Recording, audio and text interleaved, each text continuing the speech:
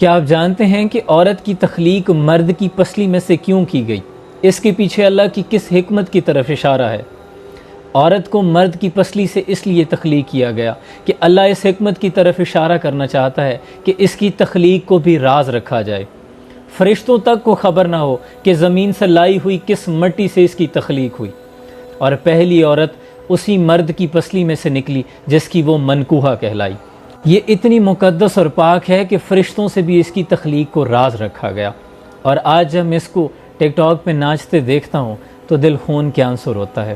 میری بہن، یہ تیرا معیار نہیں ہے، تو اس قوم سے ہے کہ جس کی بیٹی گڑیا بھی خریدے تو دوپٹے ساتھ لیتی ہے۔ اور یہ یاد رکھنا کہ عورت دیوار سے گر جائے تو اٹھ سکتی ہے، معیار سے گر جائے تو پھر نہیں اٹھ سکتی، اور اگر ایک عورت کو ٹھوکر لگے تو پورا خاندان منہ کے بل گرتا ہے، لیکن اگر یہی عورت سنبھل جائے تو پھر فرعون کے گھر موسیٰ کو پال سکتی ہے، اور اگر یہی عورت سمجھ جائے تو دین نسلوں میں سفر کرتا ہے۔ اللہ کریم ہماری بہن بیٹیوں کو سمجھ عطا فرمائے، آمین۔